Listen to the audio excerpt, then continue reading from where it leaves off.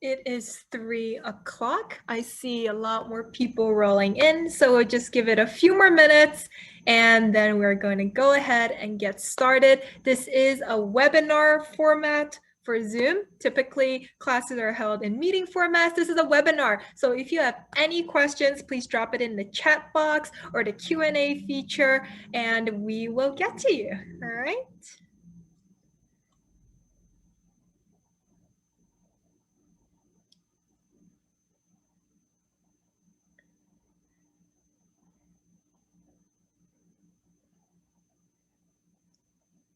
You know what? I think we should get started. I think we're going to get started, all right? Just because I know I said it was an hour. It's not going to be an hour, okay? It's going to be 90 minutes long. We've done it already a couple of times today. It will be 90 minutes, but you'll also get to learn a lot. So think of it that way, all right? Thank you all so much for coming here today. It is absolutely amazing to see all of you. And guys, today is a very special day. It is actually the anniversary of EWC. Yay, happy birthday to us. So I am going to play a very short video and hopefully you'll enjoy it. And I know a lot of you have been to these open houses before, in which case, thank you for coming back. But for those of you who are new, enjoy.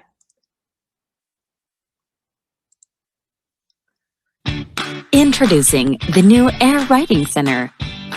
This is Patrick. Patrick wants to become a better writer, but doesn't know where to start. Should he work on his grammar first? His reading skills? This is Rita. Rita is reading an advanced book, but is having some difficulty understanding it. This is where we at the Air Writing Center come in. We believe that strong writing skills are the bedrock of being a strong thinker. We take the guesswork out of writing by using a highly personalized approach. For Patrick and Rita, we offer introductory classes every week to teach them how to build sentences, form paragraphs, and craft essays. Additionally, we understand the importance of grammar and offer beginning to advanced level grammar classes. We also want our community to explore the liberal arts by reading, writing, and debating literary classics. At EWC Workspace, we know that students frequently need guidance in writing. Our tutors' doors are open for all your writing needs. Students can even write articles for our publication, the EWC Journal. Simply speaking, Patrick and Rita are not alone. There are so many students who want guidance in writing, a topic often overlooked in today's education system. EWC is here for you. Attend our open house or contact our team and join the hundreds of families who are already part of the EWC family. www.airwritingcenter.com. Questions? Jane at airwritingcenter.com. Wonderful. Okay, guys, thank you so much for all of you who are here and who have just come in. Welcome. I think I mentioned earlier, we've had nearly or even more than 300 registrations across all the open houses, and it means all the world to me that you are here because frankly, I couldn't have done it without all of you. So thank you so much. So first of all, this is the Air Writing Center, pronounced as in the air that you breathe. It is named after the book Jane Eyre, which I was actually named after, all right? Now, we have many people returning, so welcome back. A lot of the material you have seen before, a lot of it is also new, so please keep your eyes peeled. This is the launch of EWC 2021. We will be talking a lot about that, but basically we are completely revamping how EWC courses are going to be structured this year. Now, as I mentioned, this is the anniversary of EWC, and it's been absolutely an incredible journey. We've had over 350 enrollments last year, but I have talked to every family, done one-on-ones, and I've listened to your feedback, all right? I have listened to your feedback, so we have changed the backend, course structure, the tech platform. Now everybody is gonna have their own member page, access to all the recordings, and we are so excited to see where this goes, and everybody should thank Sam for basically making that a reality. we'll get into all of that. Don't you worry. Now, first of all, before we look at the agenda in front of you, you might see lovely faces in front of you. These are people on the EWC team, all right? Now, I have the best team ever. That is an objective, not a subjective statement, because it's a fact. You can't argue with it. It's not up for debate.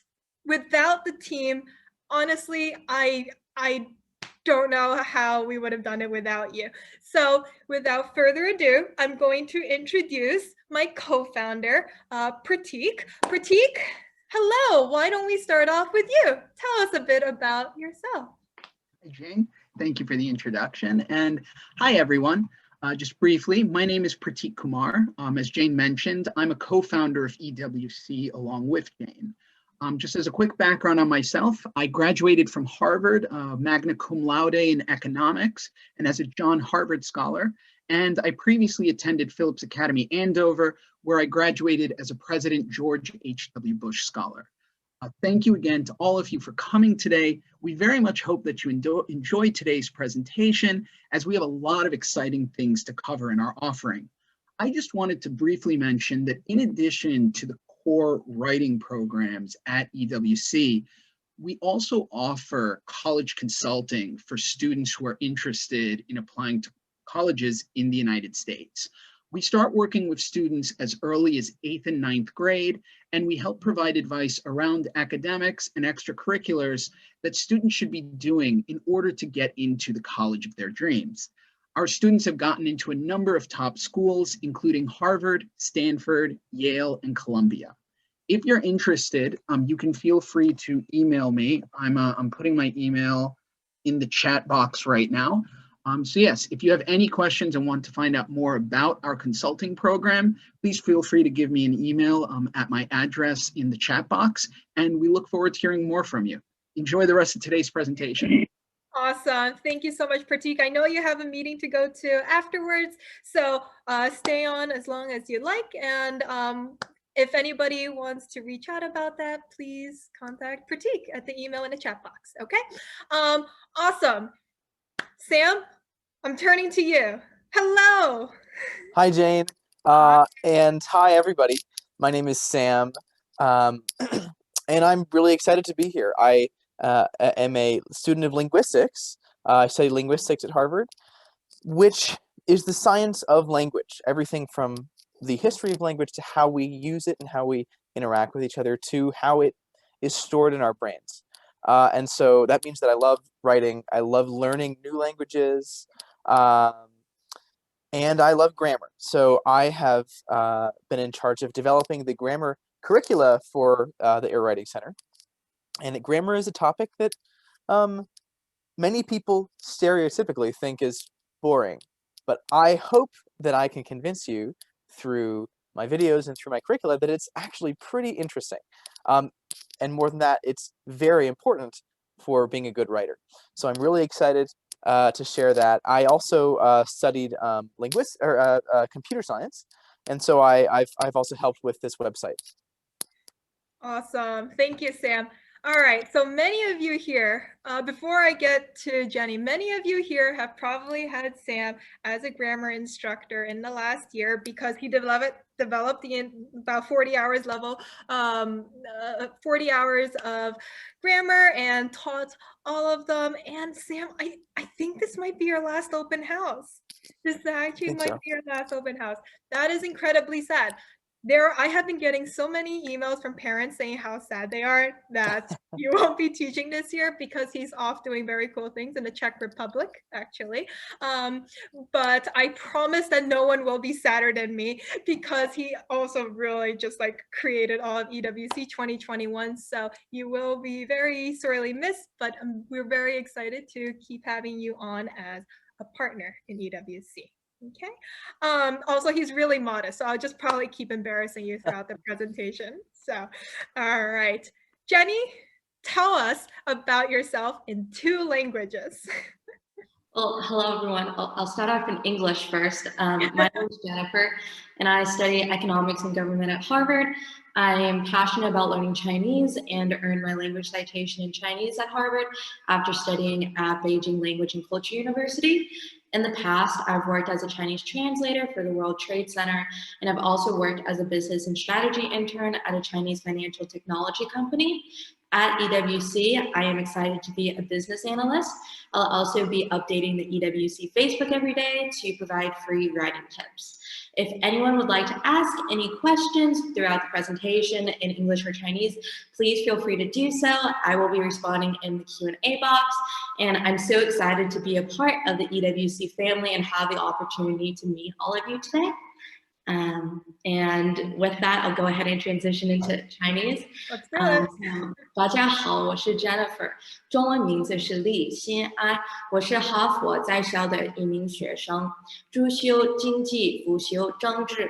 我对学习中文非常感兴趣，因此在北京语言大学留过学，获得了哈佛的 Language Citation 奖。我在世界贸易中心做中英文翻译，也在中国金融科技公司实习过。在 EWC 我负责商业分析，我每天会在 EWC 的脸书上分享免费的写作技巧。我也为 EWC 正在建立一个微信业务账户，如果大家有任何问题的话，可以在 Q&A box 里面问我。我很开心能加入 EWC 大家庭，也很高兴能认识大家，谢谢大家。Oh, thank you. Thank you, Jenny. Jenny is my right hand, all right, basically. And, you know, for all of the parents over the years who've said, Jane, do you speak Chinese? No, I'm sorry. But that's why Jennifer is here, all right? And for all of you who say, wow, Jane, like your Chinese is so good in all of those flyers. Yeah, that's not me, all right? So if you have any questions or, you know, if you want to say anything Chinese, English, whatever, you can ask Jennifer, all right? So that is a wonderful team, objectively best team in front of you. And now let's turn to the agenda. Okay, so orientation. I'm giving you guys a very short orientation because I know a lot of you guys have heard this before, but I want to tell you who we are, okay? So that is going to be first, and then we're going to go into our course offerings. What are you actually offering? That's a great question. I know it's confusing. We're going to go through all of it. I'm going to try, okay? And then we're going to do a lesson from our core. We're going to go through a reading lesson on how you should be reading. This is how you should be reading, okay? And it will give you a little bit of an idea of how our courses work. Then we're going to talk about grammar. Guys, learn your grammar. Seriously, learn your grammar.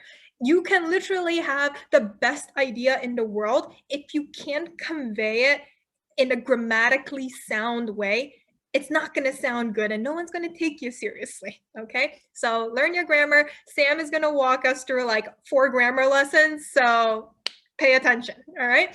And then we're going to talk about EWC Workspace. A lot of you are here for EWC Workspace. This is the thing I'm probably like the most excited about. In terms of what it is, I don't have a great way to put it other than what I put on the slide. When you say, I need help, that's our solution, okay? That's our solution.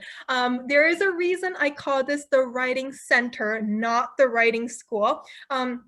Pratik, who is my co-founder, has heard me talk about the concept of a workspace for years now, and I am so excited to actually make this a reality. Yay. So we're going to talk about that too. Okay, so that would be agenda, but let's first go through the philosophy. Now, there are 3 premises. Jenny, can you write premise in the chat? If you guys don't know what a word means, write it down and look it up in a dictionary. Don't just gloss over it. That's how you build your vocabulary. If you don't know something, check it, all right? And then write it down. So number 1, being a good writer serves as the bedrock of being a strong thinker. The fact of the matter is, guys, if it doesn't work up here, it's not going to work on paper, okay? Writing and thinking go together because at the end of the day, it's just a form of communication, all right? And it doesn't matter what industry you go into. It's really, really important, okay?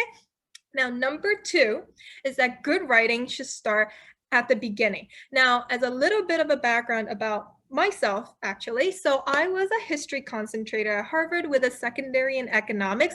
I actually went off to Wall Street for 10 years, and I was a hedge fund analyst before starting the Air Writing Center.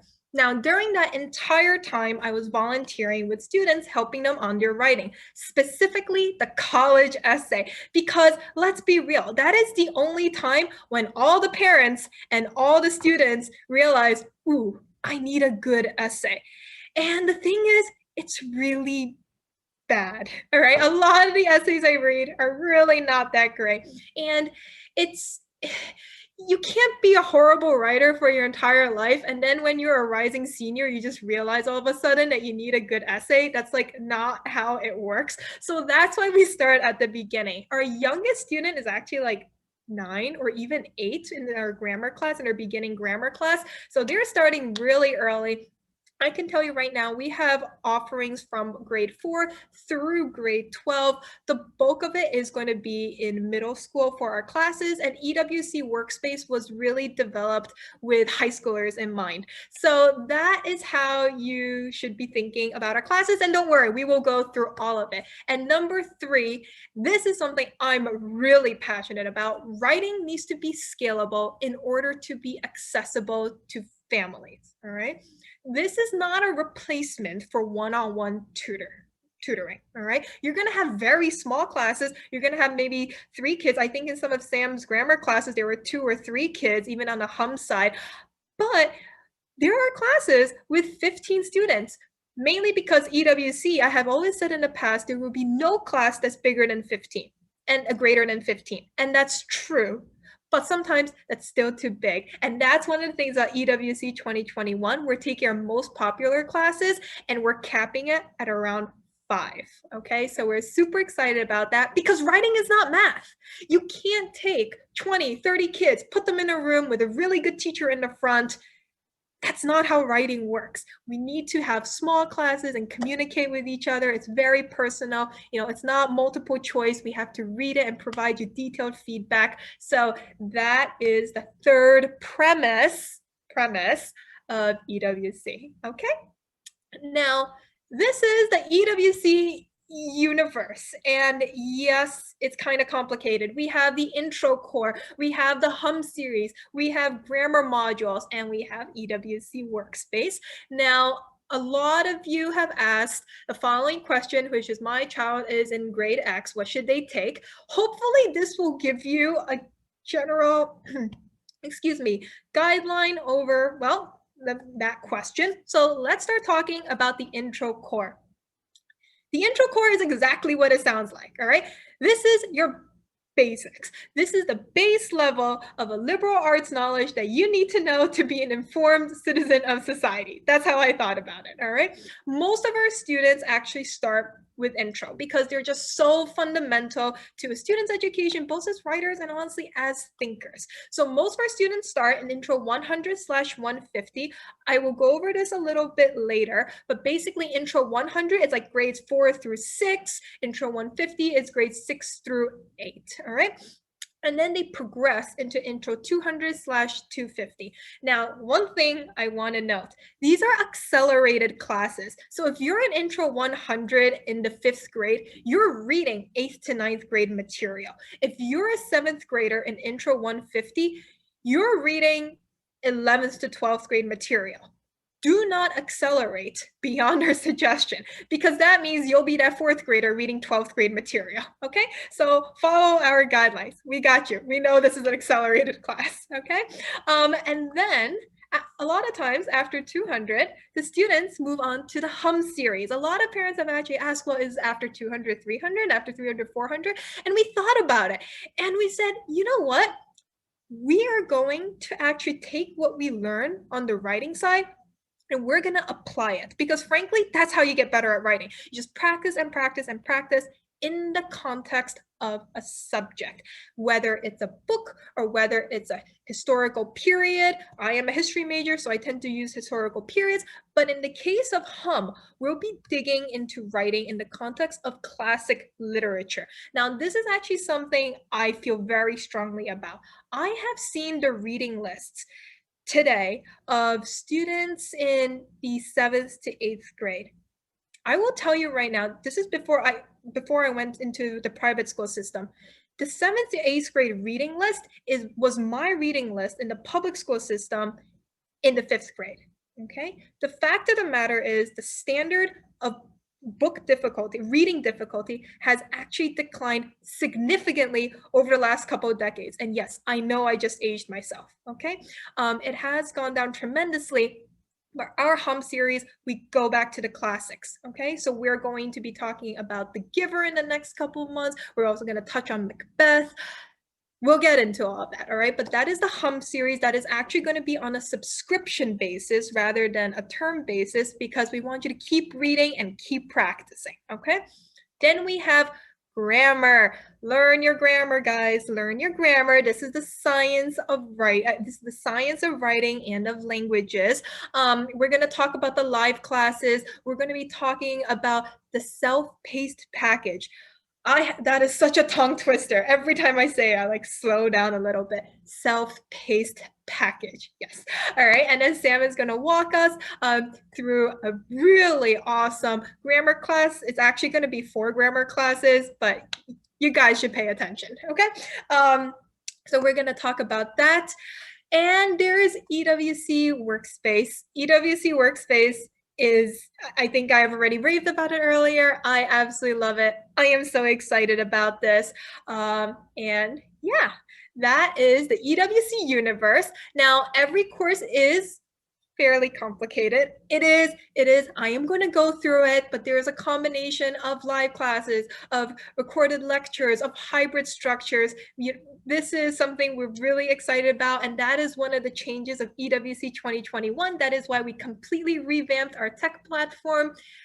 It's going to be awesome. All right. Now, I'm going to throw up one more slide because I did get a couple enrollments. I know it's like 3 p.m. right now.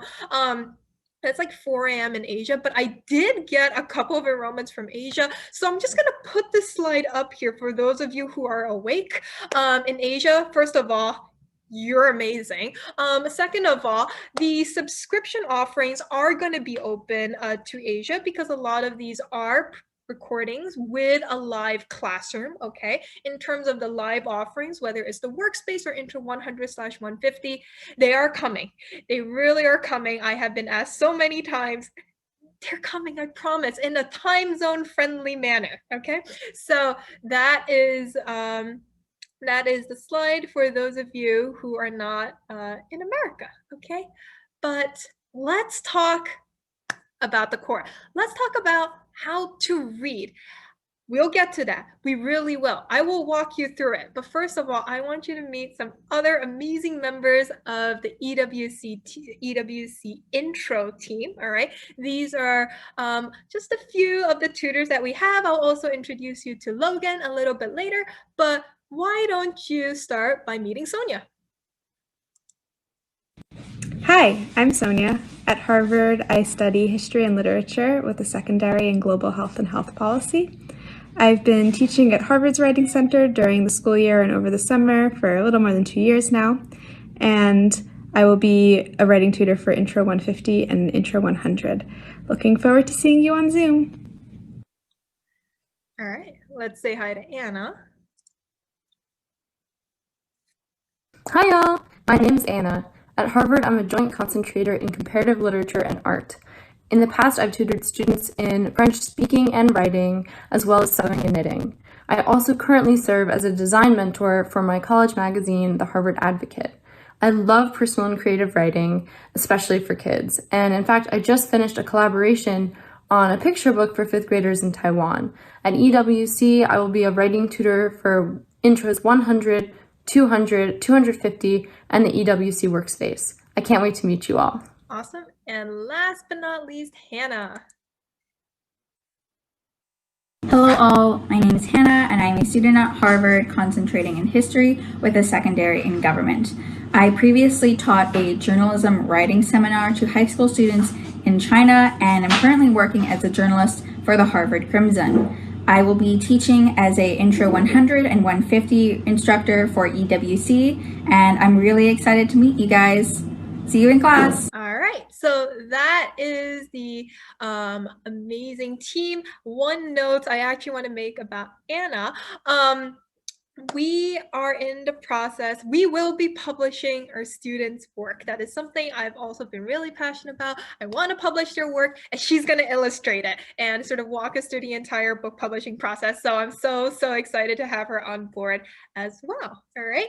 So now that you have met the lovely tutors, let me teach you guys how to read. All right. So first of all, students, well, this is an example of a handout. The handout is basically the heart of what we do.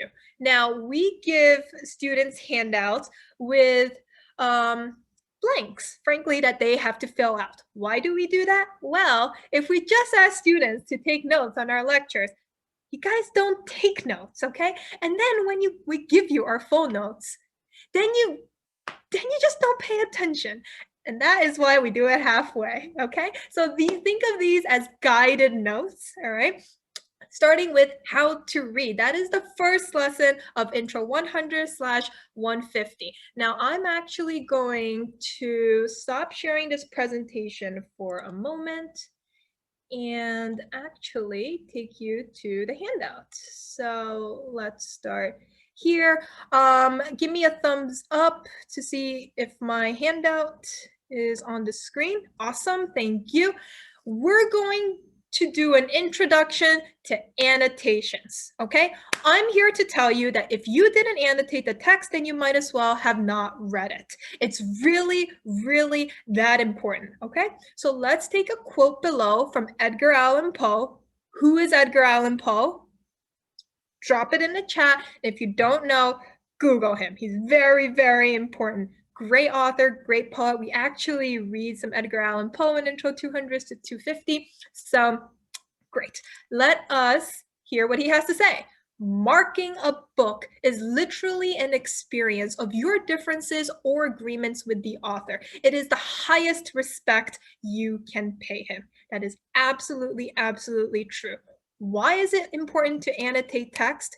Before I start typing, I want to give you guys one caveat. Jenny, can you drop the word caveat in the chat? If you guys don't know what a caveat is, check it up in the dictionary, okay? Look it up. I'm gonna be typing really quickly, all right? When I actually lecture at you guys, I will go slower, I promise, but we're gonna go fast here. So, number one, why is it important to annotate text? Because active reading is thinking, and thinking tends to express itself in words, spoken or written. Okay. Also, reading a book is a conversation between you and the author. And marking a book is literally an expression of your differences or agreements with the author. Agreements with the author. Okay. That's why you guys have to annotate. So now you can ask me, well, how do you annotate? Annotate. Great question. All right. You can obviously underline. You could put vertical lines in the margin. Okay. You could put stars or asterisks in the margin. You could even put numbers in the margins, guys. Numbers in the margin, which indicates a sequence of points made by the author. You'll actually be pretty surprised, especially as like a history concentrator. I number a lot in my margins when I'm analyzing an analytical piece, okay? Because I want to see how the author develops his or her argument, okay? Now we also have numbers referring to other pages in the margins, okay? We may also circle keywords or phrases, and we also write in the margin, okay? Oops, circle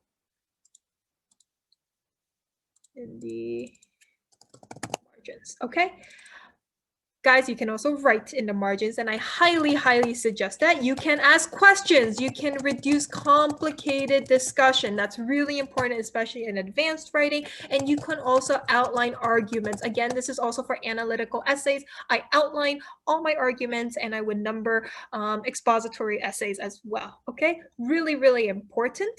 Now, what's the point of me telling you guys how to annotate? I gotta show you an example, right? So we're going to be looking at an annotated example of the MLK I Have a Dream speech, all right? This is really an incredible speech. I actually chose the I Have a Dream speech because it was just MLK Day, all right? So can I get a thumbs up if you can see my presentation again? Great, awesome. All right, so this is the 1963 famous MLK speech, and you're gonna ask me, how much should I annotate? Great question, guys, because this is the answer. I want you to take a screenshot of this, print it out, post it on the wall, then take your annotations, put it next to it, and ask yourself, am I annotating more, less, or the same as how much Jane annotated on the MLK speech, because that is how much you should be annotating, not like one underline or one highlighted sentence. That does not count, okay? Yes, I have seen it, all right? This is how much you should be annotating. And let's take a look at what I actually annotate. So, 50 years ago, a great American in whose symbolic shadow we stand today signed the Emancipation Proclamation. First of all, who's the great American who signed the Emancipation Proclamation? It's Abraham Lincoln. Yes, okay. Now, 50 years ago. What's a score?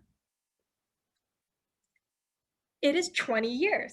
And you would know this if you looked at my annotations, all right? So a score is 20 years. So what's 5 score?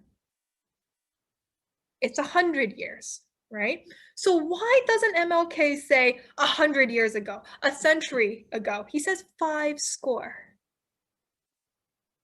And the reason is because he is echoing Lincoln's Gettysburg Address, which you should also find out if you read my annotations, all right? So in Lincoln's Gettysburg Address during the Civil War, he says 80 years ago, and MLK, by using 5 score, is echoing what Lincoln said, okay?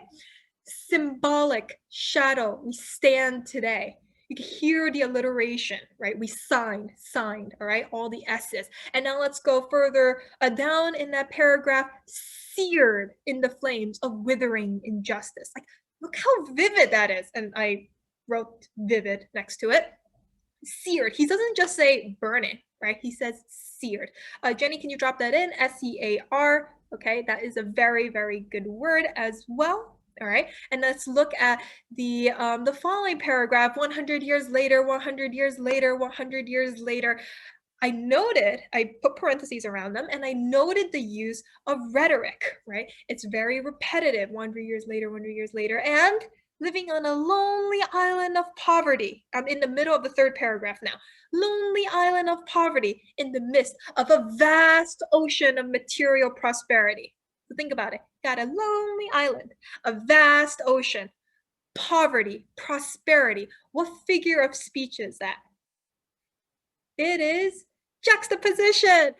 If you could read my handwriting, it's juxtaposition, all right? So that is basically when you put 2 concepts that are completely the opposite of each other next to one another in order to highlight the difference, okay? That is juxtaposition.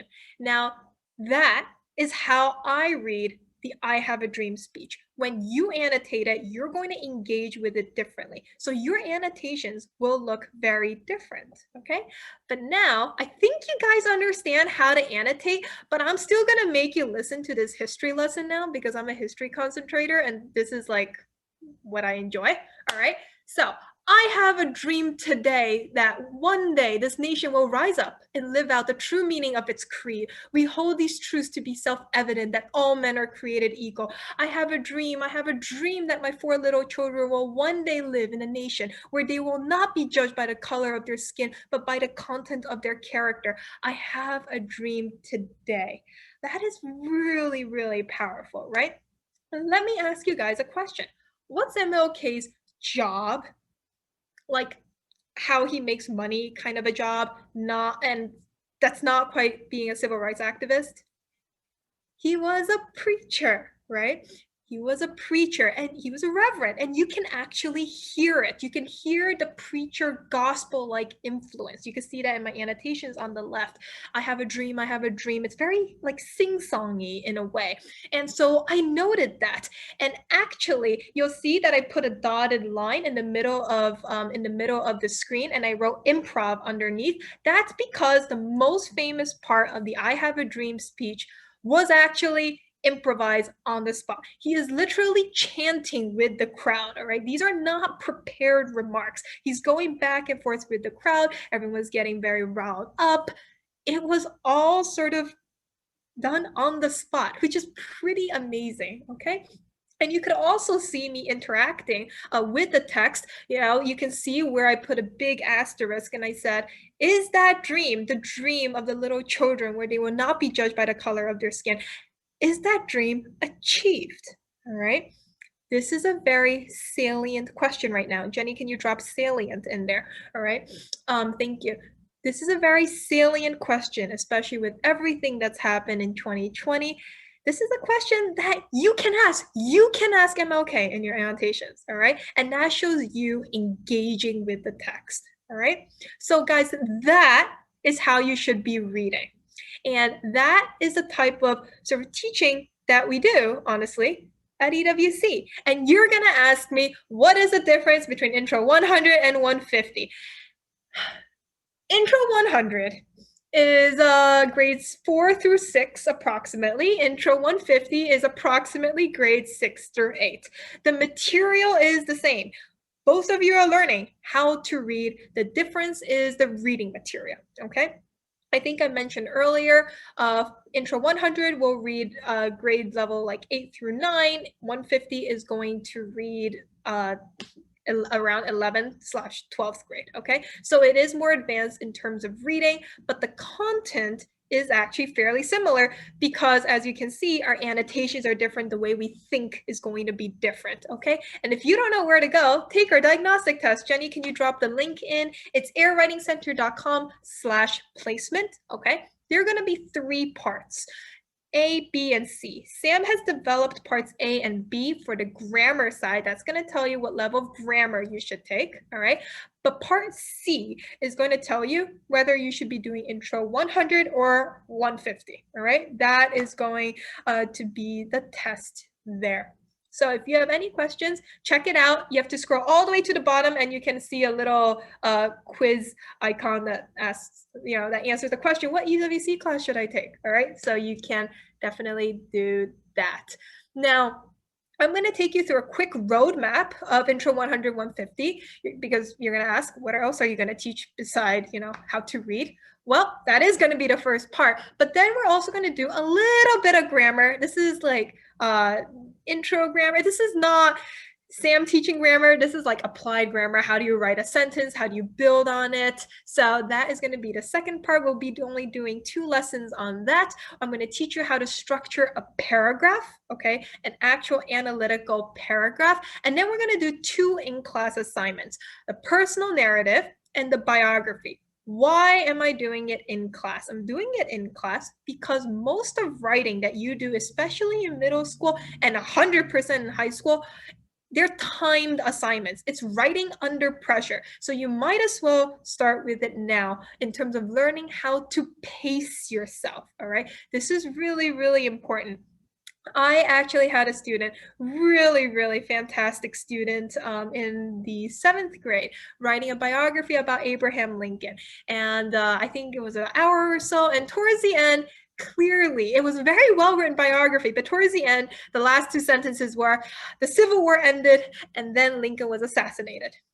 The end, right? So it's a learning about how to pace yourself, and that's why we do in-class assignments. Now, we're going to take the last 2 assignments, and that is going to be the foundation for Intro 200/250. So we take your personal narrative, That was a rough draft, effectively.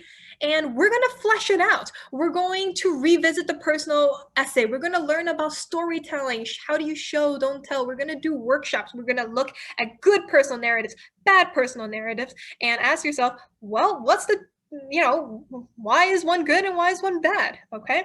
We're then going to take the biography, which like every person has already written a biography, I'm sure, for school. And if not, then you definitely need to write a biography, okay?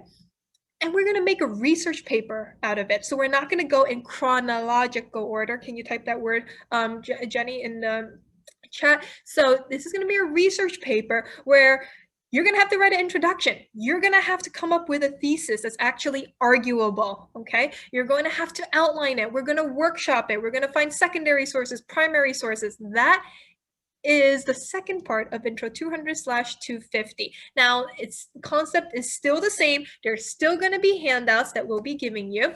And what you can see is that we do our best to try make writing a science, all right? So we use diagrams, especially when it comes to expository writing, like a research paper or so. You can see that we really try to break it down. So this is going to be 200/250, all right? And speaking of the handouts, we're going to introduce the new EWC format for intro classes. These are our most popular courses and they have gotten quite big. So that's why we're doing this. Basically, every Saturday, guys, you're going to hear me lecture at you. I'm going to lecture at you and you're going to be awesome and totally pay attention. Yes, you will, all right? And if you can't make it on Saturday because of tennis practice, swim meets, things like that, they're going to be recorded and you will get to watch them, okay? But then, and this is the part that's really important, I also want you guys to come to a seminar. The seminar is going to be led by one of our lovely tutors who you already met, okay? This is going to be small format because we're going to be running seminars like every single day. So I am trying to make seminars for about 5 kids, all right? So none of those like 15-person classes, because frankly, you still lose a kid in 15 with, in a class of 15. And we're always chasing down students to do your homework. So I'm just going to say this here, guys, do your homework, okay? Do your homework. Don't waste your parents' tuition. And guess what? In a seminar of 5, you got nowhere to hide. Okay, so that is going to be the new EWC format. You hear me lecture, and one of our lovely tutors will make sure you do your homework. Okay, so if you go onto airwritingcenter.com/calendar, Jenny, can you drop that in? You'll see there are PDF files available that break down basically how the class is going to work. Yes, it's more complicated. It's more complicated because we're trying to make the classes small. This is not very easy to do, all right? So we're gonna have the lectures, we're gonna hold the sections, all the times will be available. Now, when it comes to section times, that's really important because you have to tell us what section you want. So I'm going to walk you very quickly through the enrollment. I was going to play this video, but we don't have time for that. So if you want to check out this video, please go on to airwritingcenter.com/courses. Jenny, can you put that in there? Basically, there are 3 steps. 1, you have the tuition, of course. Number 2, set up an account with us, all right? That is where I'm going to be putting my lectures. My lectures will go onto the account. If you don't have an account, you can't access the lectures or the Google Classroom. So please set up the account, okay? Per student. I'll get into that. And step 3, please sign up for your section time and please give up all the times that work for you. This is really important. Don't just put your top priority in. Please give us all the section times that work, and that way we can find a way to make the class as small as possible. Literally, when enrollment is over, I spend the next like 48 hours manually putting kids into like boxes to make sure that they're the smallest class. Okay, yes, I do that by hand.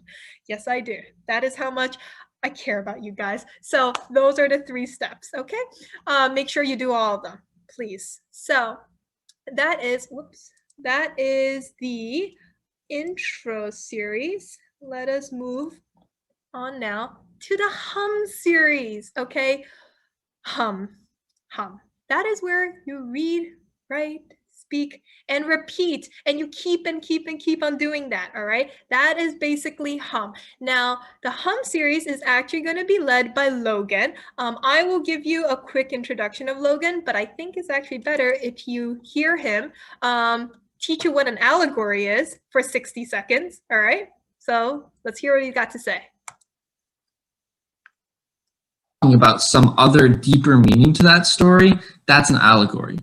And often authors use this to make complex arguments much simpler to understand. So an example of an allegory, can you go to the next slide, please, Jane? Is this. Here's the surface story. I live next to my biggest enemy, and we hate each other. One day, he threw a rock at my window and broke it. So I was really mad, and the next day, I threw a rock at his window and broke it. And so then we kept doing this and breaking each other's houses. And this continued for weeks until both of our houses were just destroyed in ruins. And the rest of the houses in the neighborhood, meanwhile, were clean and tidy. So that's just like a small little example. But really what it is, as I'm really talking about how two countries that wage war on each other end up hurting each other when they do that, whereas countries that don't fight each other do better. That is Logan telling us about an allegory in 60 seconds. As many of you may know, we were reading Animal Farm, okay, which is a political allegory. Now, Logan is a social studies concentrator at Harvard. He's worked extensively as a tutor and a coordinator for the Mission Hill after school program there and worked a lot with students. Now, for those of you who know Sagan, I'll talk about Sagan in a little bit. She was part of the Mission Hill program. That's why she's so great at working with kids. And Logan is actually her co-instructor. Okay, so Sagan unfortunately won't be with us anymore, which is also very, very sad because she's on an awesome fellowship after Harvard now. But Logan will be going through all this hum series. However, Sagan has left us with basically all the recorded material and curriculum that she has developed for hum. And I will get into that in a little bit. But first, let me walk you through, the hum philosophy, all right? So let me get to the next slide. We're going to start with a cornerstone text or book, all right? Now, I've mentioned before, these are more challenging books and probably what you'll see on your generic school reading list, all right? I talked about that earlier. That's what we're going to work with. Every book, we're going to be covering it in 2 months, and it's going to be in the context of a theme. You can't read properly without a theme, all right? Animal Farm is a political commentary and an allegory. Harry Potter is not just about a guy flying around on a broom in a secret world, okay? It's about the struggle between free will and fate. What does family mean? What's self-sacrifice? That is the theme, and that will serve as the foundation, okay? We're going to do an analytical writing piece. That is really important. That is really to hone in on the analytical piece. Like, how do you create a thesis? How do you outline an essay? It's practice, practice, and practice. And we're also making you do a creative writing assignment, okay? So we're going to do both for every single book. And we're going to do public speaking skills. Guys, we're going to do a debate. Now, this is when I want to talk about Sagan because, first of all, she's amazing working with students. For all of you who've had her before, both on the Intro 100, 150, and all the hum series that she's created in the fall, she's amazing. She was a nationally ranked debater, and she was on Harvard's debate team, and now she's recruited into college for debate. So when she was pitching me the hum series, she was like, Jane, like, can we do a debate? I was like, yes, let's do a debate. And by the way, everyone loves it, all right? Everyone loves the debate piece. It's really something. So for when we read Tom Sawyer, for example, we asked whether rules were meant to be broken. When we read Sherlock Holmes, we asked whether Holmes was a hero or not. When we read Farewell to Manzanar, we asked if we should sacrifice one man to save 5. And a lot of kids actually think that we should, all right? We can talk about that. And in Fahrenheit 451, we asked if censorship is a good thing, whether it comes to TikTok and most recently, Twitter, okay? So those are the type of debates that we do.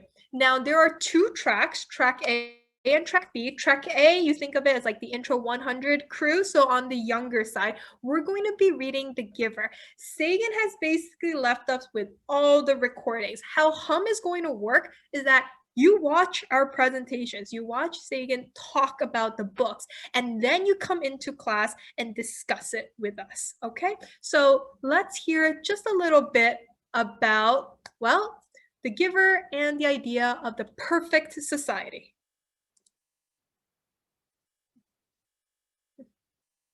Hi guys, my name is Sagan and welcome to the Hum series, The Giver, Dystopia and Imagining the Future.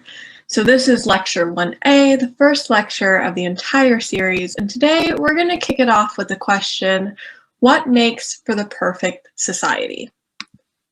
So the perfect society, another word for that is utopia, which you might have heard before.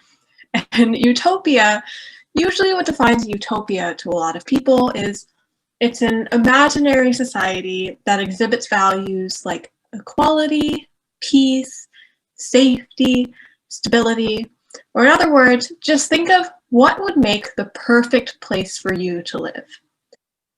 That is an idea of a lecture that you will have access to once you join Hum, okay? So that is going to be track A for The Giver, and then we're moving on to track B, all right? Guys, we're doing Macbeth, all right? We're doing Shakespeare. I hear groans everywhere already, and if you're not growing, it might be a mental groan because, yes, Shakespeare can be rough. I'm going to say it. That's why we're using the graphic novel edition, all right? And the No Fear edition. So let's hear what Sagan has to say about Macbeth, and I'm actually going to skip part of the way into this lecture. Let's see if I can make this work.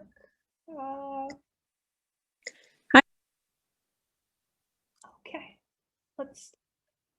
Just to the question, why do we study Shakespeare? Why is he so important to know about?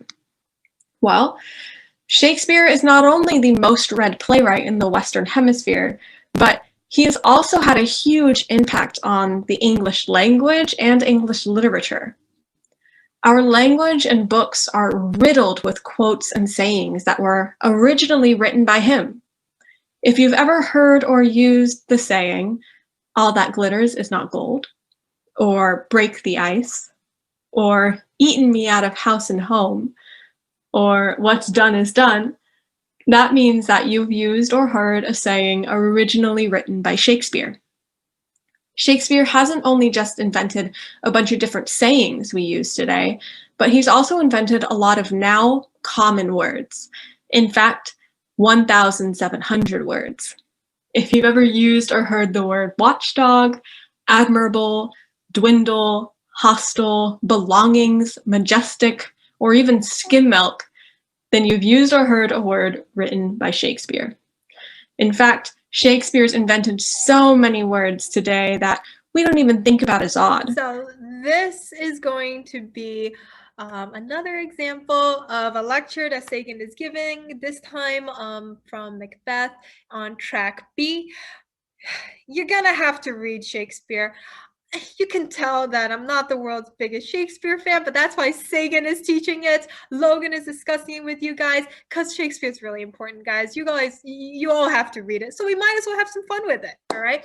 Now, in terms of how Hum is going to work logistically, it's a subscription, okay? So every book takes up 2 months. So you can see we're doing those for February and March, and April and May, we're moving to Fahrenheit 451 for the older students and Adventures of Tom Sawyer for the younger ones, okay? Same thing, all the material is already available on a subscription basis. Once you create an account, they will drop February 1st, and you'll be able to join also our live discussions on Saturdays and Fridays, depending on your track. All right, so this is the hybrid structure. That is how Hum is going to run. So we really hope you'll join for that. It's a lot of fun. It's a lot of fun. Like, you should watch the debates. They're hilarious. Okay. So that is Hum. Thank you guys for sitting through that. But we haven't even gotten started with grammar. Hi, Sam. Hi, Jane. Hi. Let's move on to grammar. What's wrong with this? Well, it looks like let's is supposed to be a contraction, but it's missing an apostrophe. That's right. It should be let us move on to grammar. For those of you who didn't catch that, you should start in grammar 1, okay? That is the litmus test. Jenny, can you drop litmus test actually in the chat? It's a good one. Litmus test is a good one. All right, so that is how you should be thinking of grammar. You guys got to know it. All right, now I am going to introduce to you our instructor for the younger levels of grammar, CJ. So let's hear him speak. Hi everybody. My name is CJ. I am a sophomore at Harvard studying evolutionary biology and religion. I am going to be the grammar instructor this upcoming semester with Air Writing Center for grammars 1 and 2.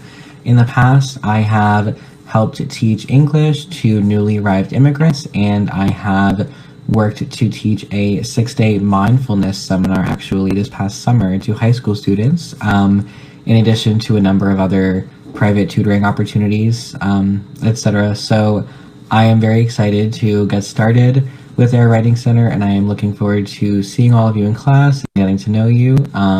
It should be a great time. So Thank you. this is CJ. He's worked, first of all, like religion and biology, very cool. But he's worked extensively with languages, studying Spanish, French, Sanskrit. Okay, he was actually hired by an online language company to develop their language textbooks, grammar exercises. So we're so excited to have him on board for grammars 1 and 2.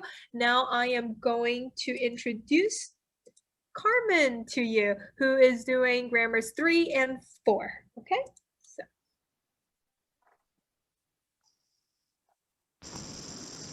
Hi everyone, nice to meet you. My name is Carmen and I study linguistics and comparative literature at Harvard. I've worked as an editor and writer for the Harvard Crimson, and I've also helped many students with their college essays before. At EWC, I'll be helping out with the office hours, and I'll be working as a grammar instructor, both for the live and non-live offerings. I can't wait to meet all of you. Great, awesome. Basically, Sam has brought CJ and Carmen on board to take care of our 4 levels of grammar. And actually, Sam is working with Carmen to basically create our entire self-paced grammar option, which is incredible. It's like 40 to 50 hours worth of grammar, okay? At this point, I am going to stop sharing my screen because I'm sure all of you guys are getting tired of me, all right? So I am going to turn it over to you, Sam, and let's learn some grammar. All right, sounds good. Can you see this? Yep. My presentation now? Yep. Okay, great. I will move on to the correct. There we go. Okay, so welcome again, everybody. Really glad to be here with you. And yeah, I will go over several levels of grammar, talk about what we teach, and then give you some examples. So an overview of our 4 levels of grammar. Of course, grammar 1 begins right at the very beginning, so we don't assume any knowledge of grammar beginning in grammar 1. And the purpose in that class is really to learn the parts of speech, the 8 parts of speech, the categories of words in English, and to, with an emphasis on learning the verb tenses. This is a really big topic. English has a lot of verb tenses. In fact, it has more verb tenses than most other languages.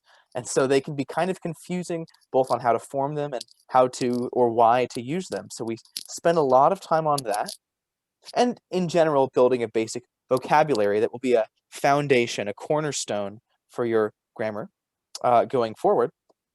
Grammar 2 picks up right where grammar 1 leaves off and finishes talking about some parts of speech, but then quickly moves on to talk about phrases and sort of higher level structures in grammar.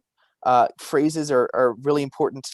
How do multiple words come together to do the same thing that one word can do alone, or can add more detail to one word alone? And we then, at the end of that course, move to clauses as well, which is a larger structure. Grammar 3 is the first of the advanced courses, and it goes a bit more quickly than the first two. And Grammar 3 begins at the level of clauses. What is a clause? How do we tell the different types of clauses and what signifies them? And with clauses comes really the heart of choices in writing. So we want students to understand sentential roles, subjects and objects, clausal punctuation, how to combine clauses together.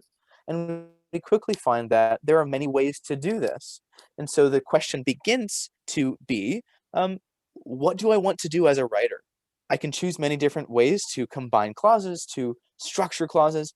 What's the best one for my purpose in this essay, in this application? And then that sort of rounds out grammar in terms of grammaticality.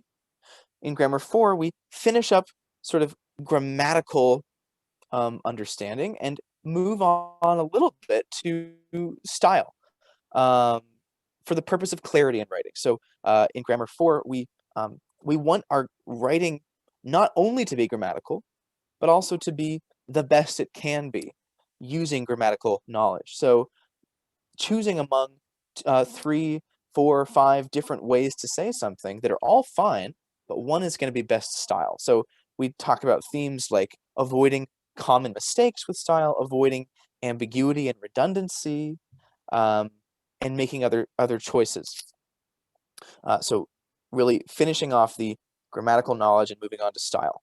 Okay, that was a lot of me talking about what these classes teach. Let me show you in a bit more visual way by taking a look at one sentence, and I'll just show you how each of the grammar courses might tackle this sentence. So this is a good English sentence. It's grammatical. Although the boy in the store is very nice, he has given him no money. This is totally grammatical. And if I were to look at this sentence in Grammar 1, I might point out the different words in the sentence. What is the part of speech of each of these words? So the is an article. It's a special type of adjective. A preposition, we know what prepositions do, what they look like. We know what type of verb this verb is. It's a linking verb as opposed to an action verb, and we would learn what that means, why it is important that it's a linking verb. It connects two things together. We know what an adverb is. We know what pronouns are. We know some features about pronouns. And then, of course, we would care a lot about the tense. This is an action verb in the present perfect tense, and we would know what that means, when to use it, etc. Okay, and then a noun. So that's Grammar 1's approach or view of the sentence. Grammar 2 might look at this sentence and immediately start to look at some larger structures, like phrases. So we have a noun phrase here, the boy, and it's the subject of this part of the sentence, the subject. So the boy is a larger structure that comes together and means, it's talking about the boy, of course. It's every word that comes together and describes this noun, boy. So that's what a phrase is. Another phrase, a prepositional phrase. We care a lot about these in Grammar 2. And we know that prepositional phrases are words that come together and actually do something that adjectives do, or do something that adverbs do. In this case, this whole phrase is coming together to work like an adjective. That's a special feature of grammar at this level. So we would know that. We'd talk about, okay, other phrases, and then begin again to talk about clauses as well. Talking about what the purpose of the clause is, how to identify it. And then another noun phrase. Okay. Grammar 3 would take a look at the same sentence and say, well, let's immediately take a look at a higher level. This is a dependent clause. Okay. In Grammar 3, we would say this is a dependent clause, and we know some other things about the sentence because of that fact alone. It tells us how to punctuate the sentence. It tells us we need a comma. It tells us what else we need in the sentence, right? And it tells us other things about the structure. For instance, this dependent clause begins with a subordinating conjunction. Conjunctions are extremely important in combining clauses and in Grammar 3 in general. So we would say, okay, this is a subordinating conjunction. We would say, this is a subject complement, very nice. We would say that there is no object in this clause, but only a subject complement. We would say what that means. And then every dependent clause needs an independent clause. We could talk about this clause is in the active voice, which means we have a certain structure that we're looking for. And then we would see, of course, the subjects and objects as well. Okay, grammar 4 would then take a look at this sentence and say, well, we understand now the structure of this sentence. We understand how it works. Could it work better? Or could it mean something better? For instance, could the store be any less general, right? This is a noun phrase that is not general. It's not specific. Pardon me. It's general. So what type of store, right? Could I add any more details by saying Shopko or Target or Costco or something, right? What specific store? That might depend on the purpose of my writing. We would take a look at this phrase, very nice, and say that's overused. That is a almost cliche phrase. Both of those words are. And could we reword that? Magnanimous has some different connotations. It had some different emotion, some different detail in there. And we would take a look at this part of the sentence, he has given him, and say, well, that's technically grammatical, but it's ambiguous. The personal pronouns he and him have ambiguous reference. We don't know whom they refer to. So does he refer to the boy, or does him refer to the boy? And if so, then whom does he refer to? So we would say we need to fix that by restructuring the sentence. And other topics like positive language, avoiding negative language, things like that. Okay, so that has been a sort of visual of how these 4 classes might approach one sentence. I'll give you a bit more detail about each of the 4 classes now. You can see our 2 beginning classes here. These are the topics that we will cover in these classes. It's not an outline of every class, but only the topics.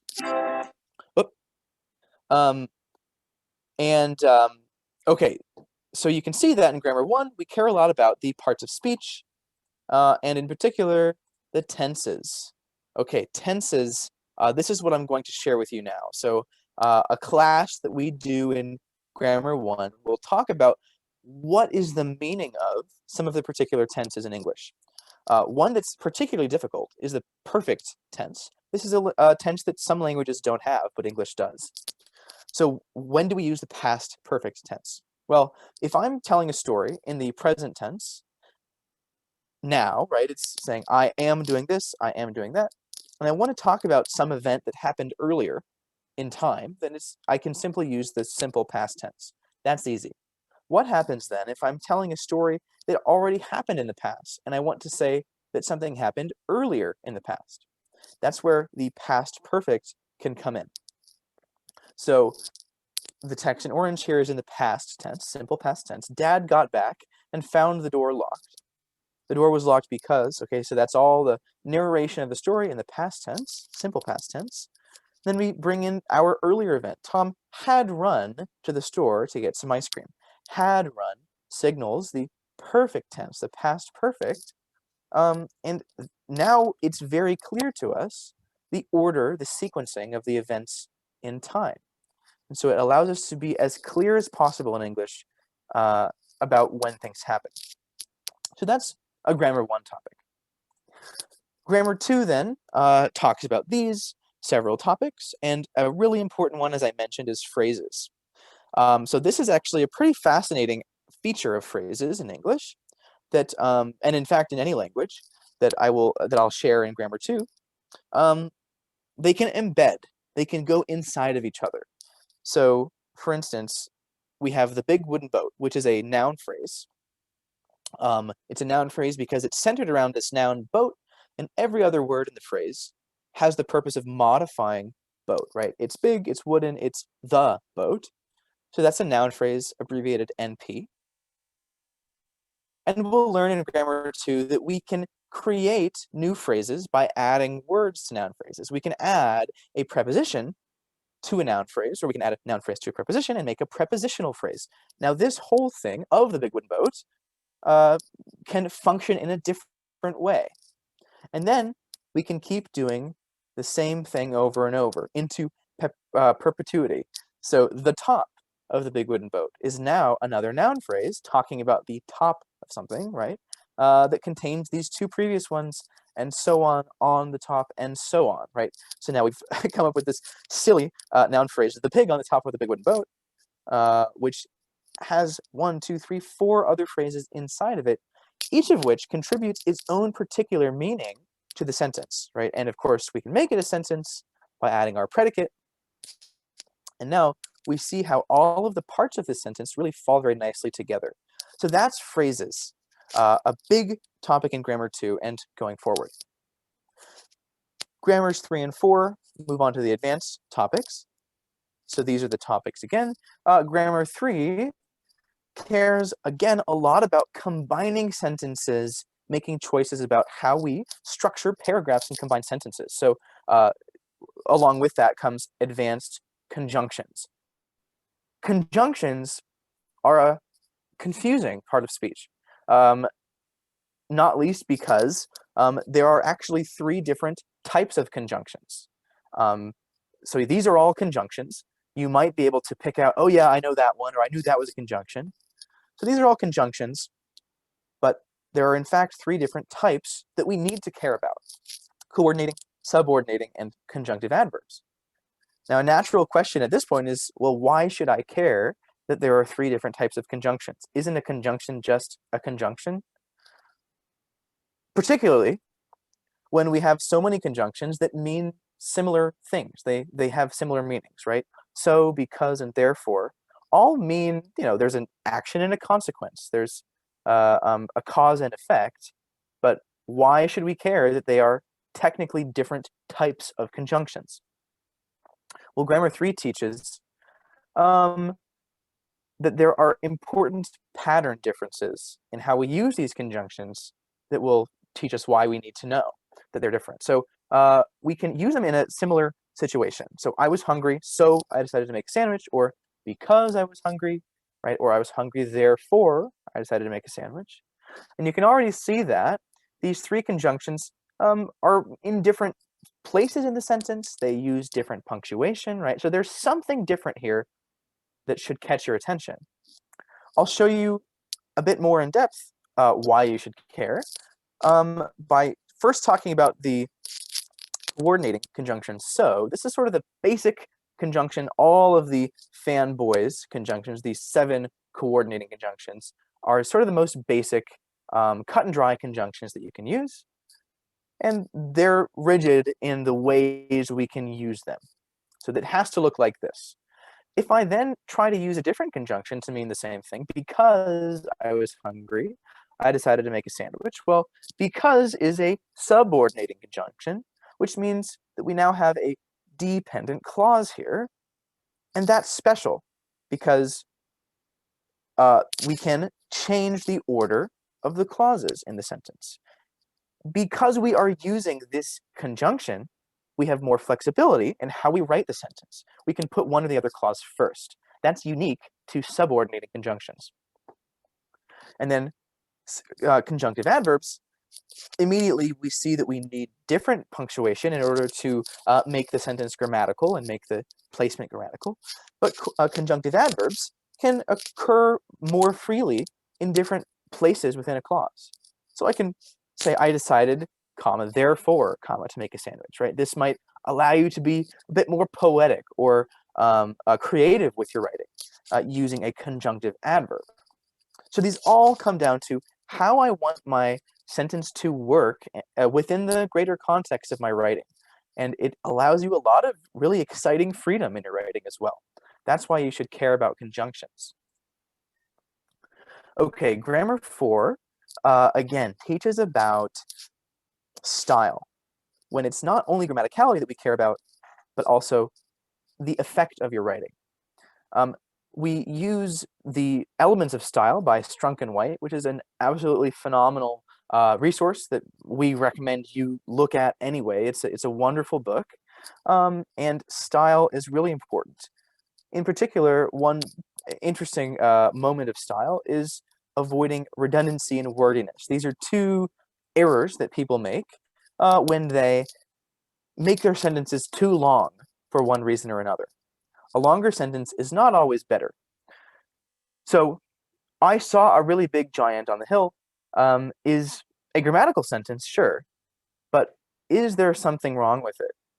Well, let's take a look at this phrase, really tall giant. Well, really tall is an adjective phrase. It means that, you're really tall, and it's modifying this noun. We know that from grammar 2 and 3. But this noun giant is a noun that describes something that already is really tall, right? And so this is redundant. Minus any context that would say otherwise, this is redundant. A giant is already really tall.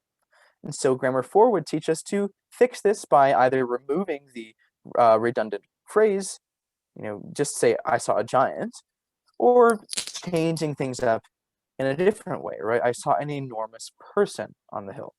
Now, every single word in our sentence contributes a unique and important meaning. No two words mean the same thing. Another example, the most notable feature of my father is his long beard. Again, totally grammatical, but let's look at this prepositional phrase of my father. Well, we know from earlier classes that this acts as an adjective. It's modifying a noun feature. And it uses 3 words, a whole phrase, to do so.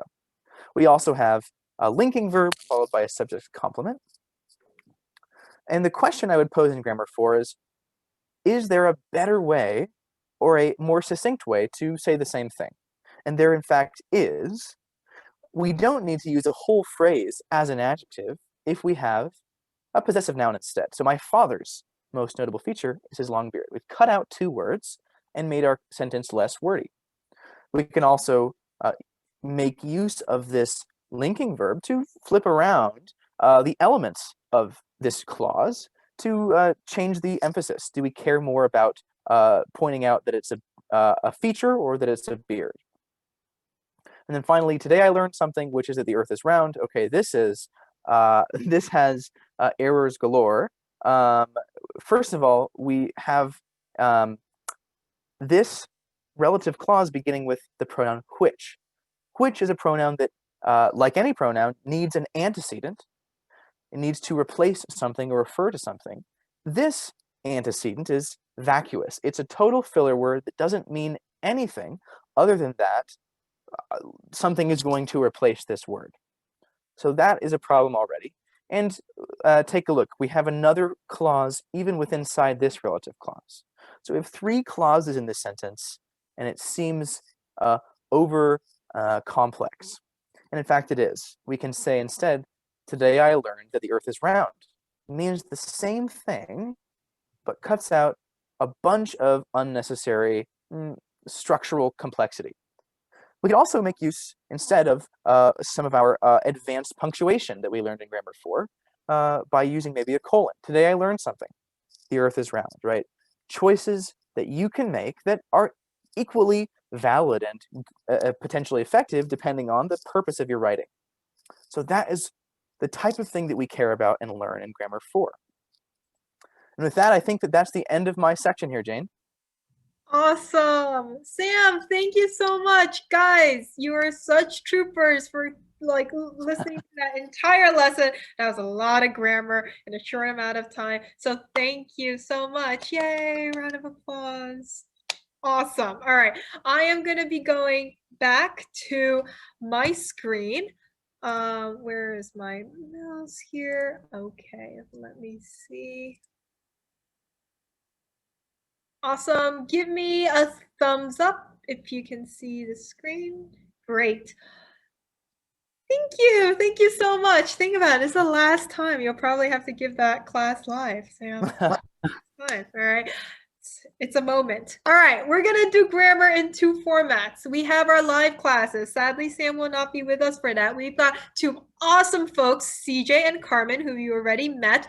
Grammar is actually the easiest in terms of course structure. It's 1 hour a week with our instructor for 10 weeks.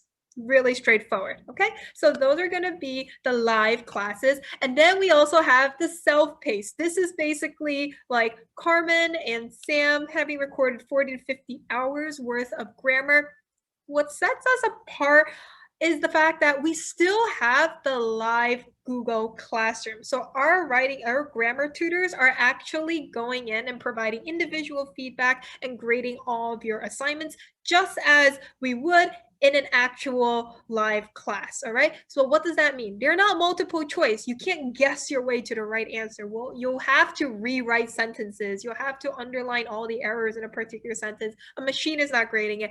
We're still grading it, okay? So just in terms of what a sample grammar class might look like, I'm just gonna play like a couple seconds here so you get an idea.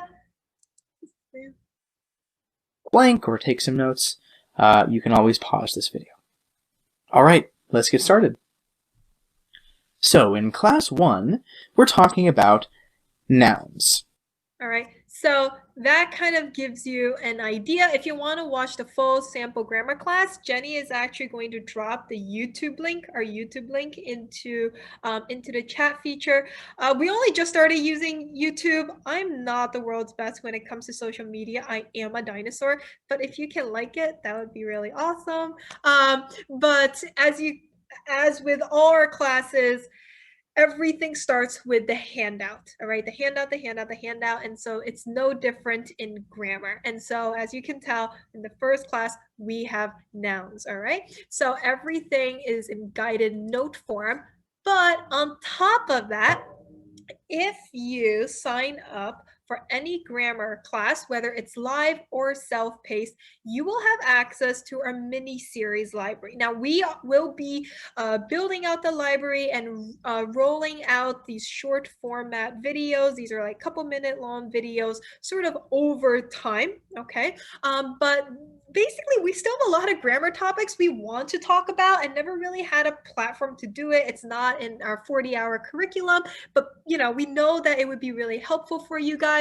So we have things like test prep, because yes, you will be tested on grammar if you're taking standardized tests. Test prep, we've got more things on conjunctions, punctuation, most common mistakes, which is run-on, by the way. All of you do run-ons. It's run-ons, all right? So most common mistakes, and Sam's favorite, grammar they don't teach you in school, which frankly, like, I do not know. I remember Carmen and I were looking at the list. We're like, cool, all right? So that is really for Sam and for all of you guys who are equally excited about this. But that is going to be the mini series library, and all of you will have access to it when you create our account and subscribe to any of our grammar offerings, okay? So that is grammar. Thank you guys for sticking through with it. I am so proud of all of you. And now let's talk about EWC Workspace. Okay, EWC Workspace is the thing. I am so incredibly proud of it. Sam has done a phenomenal job making it work on the back end. So thank you so much for making the tech, realized effectively for it. I want to tell you guys a little bit of a story about myself, actually. I am an ABC. My parents were engineers and we came from Shanghai. And, when I went into the private school system in the 7th grade, there were a lot of essays, for the application process, for English classes, history classes.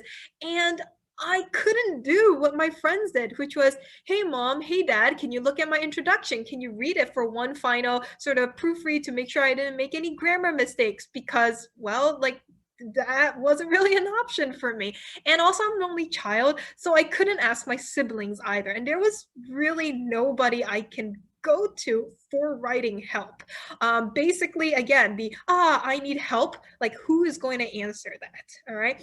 That is really basically the foundation for EWC Workspace. And to tell you the truth, after receiving, if not hundreds of emails from you guys asking us, hey, can you read this little thing I wrote? Can you read that? Can you read this?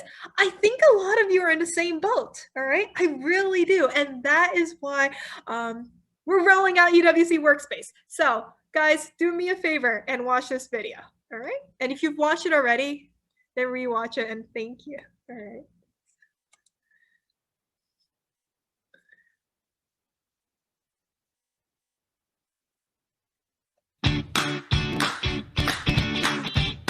This is Mark. He's in 10th grade and he's struggling to write the introduction for his U.S. history paper. So Mark joins one of the daily office hours at the EWC Workspace to discuss with a tutor who gives him ideas on how to start. This is Benny. He's in 5th grade and wants to get into the habit of writing on a regular basis, but he doesn't know how to start. He comes in with some homework and a story he wrote for a writing contest and works quietly during office hours, asking the tutor for help when needed. Sarah just wants to write. When Sarah joins office hours, a prompt is ready for her on the whiteboard, and she writes a story about it. Jimmy is also a regular at office hours. This week, though, he is finishing an important research paper, and he wants to ask some more in-depth questions and get a sense of how he's been doing so far. So he schedules a one-on-one tutoring session through the EWC Workspace to go through it. He can even upload his essay for his tutor to review.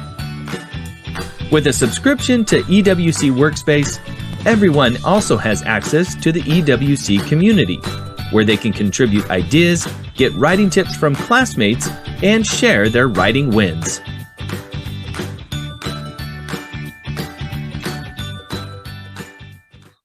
So that is EWC Workspace. All right, we're going to hold daily office hours. By daily, I do mean every school night. It's going to be in the evening because I know what you guys do. I know you're going to save that essay in the evening, the day before it's due. We know you, okay? We got you. So this is an open door policy. Come on in. We're open 3 hours every school night. We're doing unlimited drop-ins for a subscription to EWC Workspace. 90 minutes is for the younger students, 90 minutes for the older students. But when you look at the software, you can see that you can select your time, okay? Which I will show you. I will show you what it looks like on the back end, okay? And there is one ad hoc session per month. That is basically like when you have that assignment that's worth half your grade and you just want somebody to take a look at it before you submit it. That is the ad hoc. We will provide you feedback within 48 hours. You got to give us some time. We are not magicians. So that is something we'll show you as well. I do want to say that when I thought about EWC Workspace, I really had the high schooler in mind. You know what high schooler I'm talking about. You have that huge essay coming up and you're just lost. You want somebody to look at your introduction. You know, that's all you needed. That's all you really needed. And the thing is that I actually taught, it was a fairly popular, it's actually a pretty popular class, XPOS. I taught XPOS. A lot of high schoolers went through it. And then as I was teaching them and their very, very tired faces, I couldn't help but think, I was like, I shouldn't give you so much work. I should help you with the work that you have, all right? That's really the concept of the office hour and why I really had that tired high schooler in mind who needed some help, all right? And late middle school as well. I also know a lot of students, you know, who they have their application essay or a scholarship essay or something, and they just want somebody to frankly take a look at it, all right? So that is what the workspace is for. And now I'm gonna give you a quick preview. So I'm gonna stop sharing this presentation. I'm gonna move to this wonderful website that Sam and I put together. So all of you are familiar. This is the new EWC website. I love it. But if you go into the library, because now everybody has their own account, you can see your own library. These are all the courses. So Intro 100, 150 Grammar mini series library that we talked about, the Hum series, different tracks, everything is in here, but we are going to go to EWC Workspace. All right. So this is what you would have access to. Now the drop-in hours, it's Sunday through Thursday evening, again, school nights.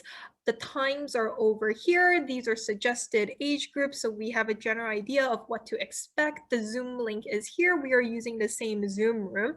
And the idea is that you can click on a date and sort of like RSVP for a slot. It is walk-in, but please, like, you know, make our lives easier. Sign up for slot so that like 100 people doesn't come in for 90 minutes and then we're just a little bit lost and overwhelmed. All right, so it's nice to give us a heads up. So to the extent you can, please do, although it is on a walk-in basis, so you can just sign up here.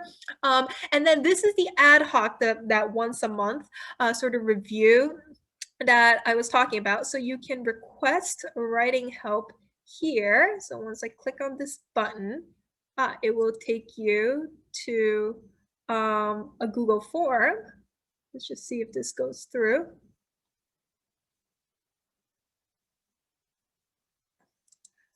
All right.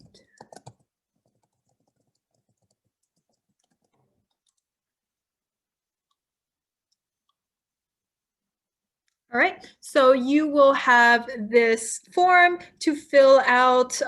You tell us a little bit about your assignment. So, you know, we have a little bit of a background and you can upload your file here. Please, two things.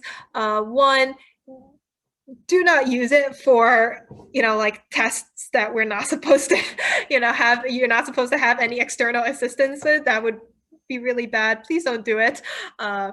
Please. So that is the first thing. And the second thing is I actually wanted like unlimited requests. And then I realized that logistically, it would be really, really tough. So one of the things I just asked is, please don't abuse the system. All right.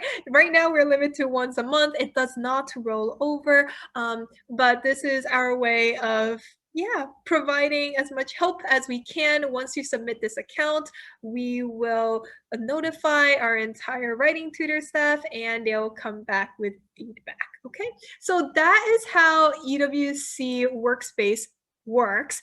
And we're really, really excited about it. I think you could tell I absolutely love the product and I'm so excited. So let me see.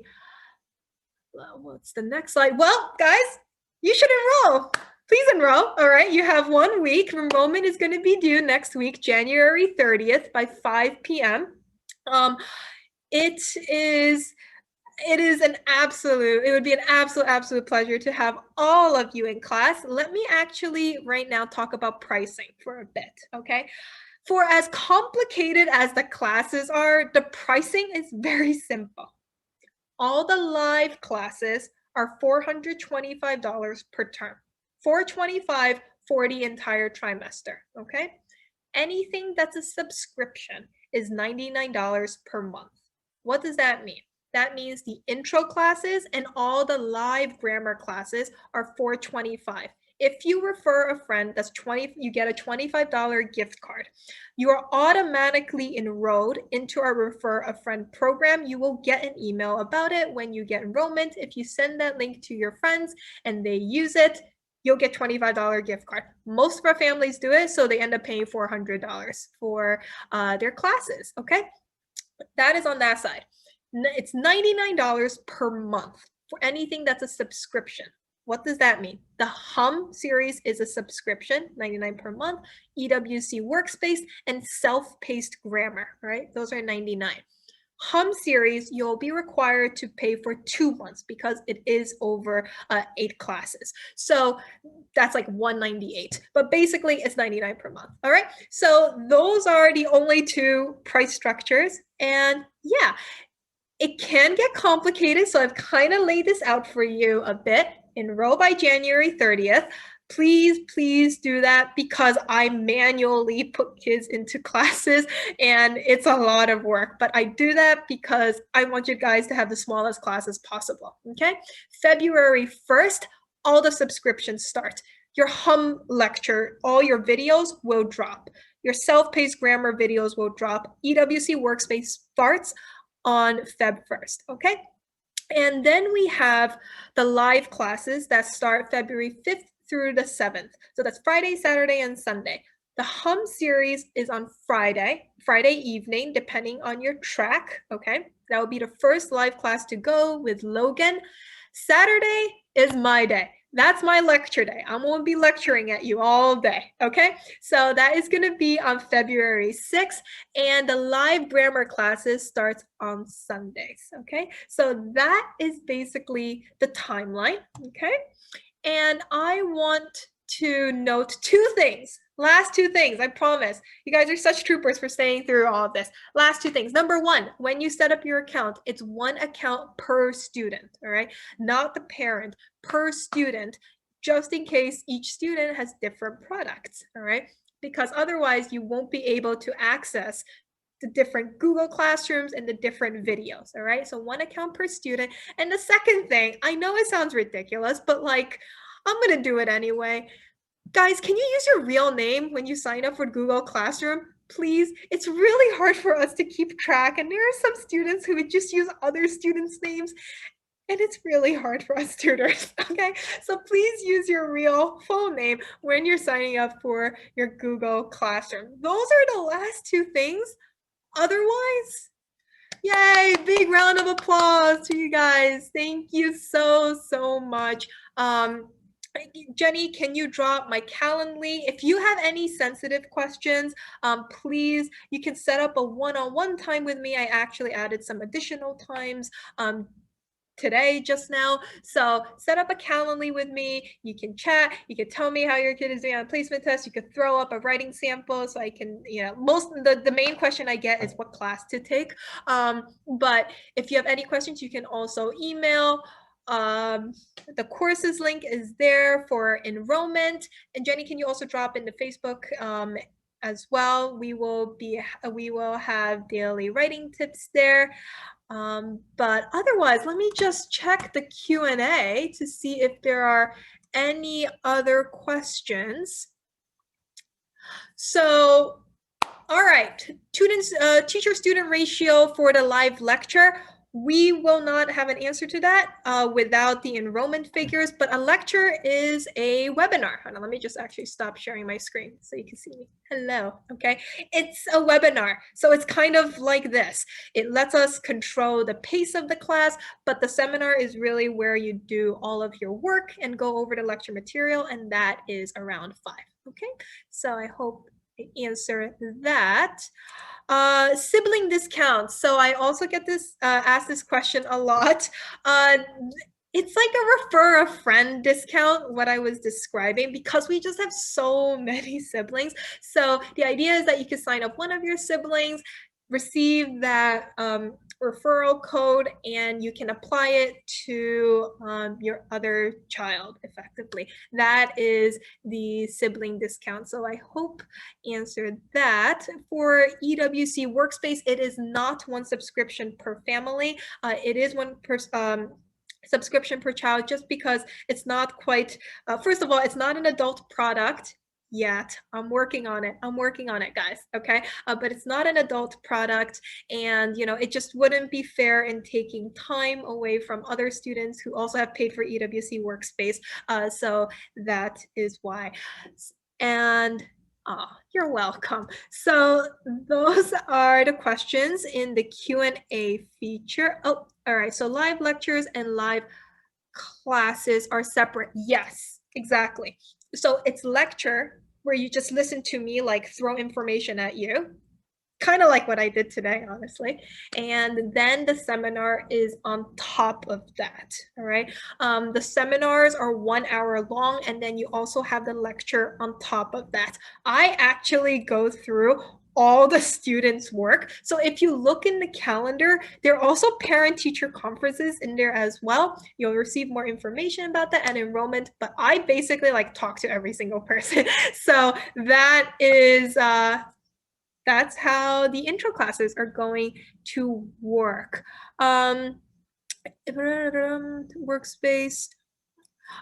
If both of your kids sign up for EWC Workspace, then they can both use it, but it is one per child, because again, we only have 90-minute slot period effectively, and you know, we don't want to take time away from another EWC Workspace student. All right. For seminar time, is it going to be a weekday evening? For seminar times, Sam, I can't, is it 7 p.m. and 8:30 Eastern? I think it's 7 and 8:30. Correct me if I'm wrong, okay? Just double check it, correct, yeah, correct me if I'm wrong. Those are going to be the times from 7 to 8:30 p.m. and 8:30 to 10 p.m. Those are the times that we have available for office hours. So let's see. Yes, that's correct. Okay, great. So who teaches the seminars? The videos that you saw earlier of our tutors, those are the folks who will be leading the seminars. They know all the material. They basically, I mean, I put everybody through a diagnostic and a process. Everybody gets trained in the material. That is the answer to the seminar. And in terms of the lecture, it depends on the material. It depends. I'm going to say on average, 45. I always say that, but then I always go over. So allocate an hour. Allocate an hour, okay? And it will also be recorded and posted, okay? Let's see. Should I start shopping books for Hum? Yes, you should, because there's homework due the first day of class. You have to understand, Sagan was very unhappy in the sense that I basically condensed all the class material into 8 classes because we used to have like, and so basically everything had to come down to 8 classes. And she's like, I will do 8 classes if students, you know, have to do homework for the first class. And I was like, we're all fine with that. All right. So depending on what track you are, either buy The Giver or buy Macbeth, the No Fear Shakespeare graphic novel edition, and start reading. Okay. 2 months. It's 2 months a book. Exactly. So we will be doing The Giver in February through the end of March. The idea is that everything gets covered in 8 classes, and it's sort of a subscription that keeps going. And if you read the book, then you could turn it off. Okay. Jane teaches. Jane unfortunately cannot teach seminars because there are a lot of seminars and they overlap over each other. And I'm so sorry. I really want to be, I can't be at 4 places at the same time. I really, really want to, and I read all of your work, but I will be doing all the lecture. And it makes sense because I created the intro curriculum. So I know the material very, very well. So I think that is the answer to that. Is there anything else? I think I answered the 200, 250. Okay. We are done. Guys, thank you so much. If you have any questions, do not hesitate to drop it in any of the WeChat groups, in any of the emails. Set up a Calendly. You know where to find me. And round of applause for all of you guys. Jenny, Sam, you guys are amazing. All right, so round of applause for you guys too. I will see you guys very, very soon. All right, bye everyone.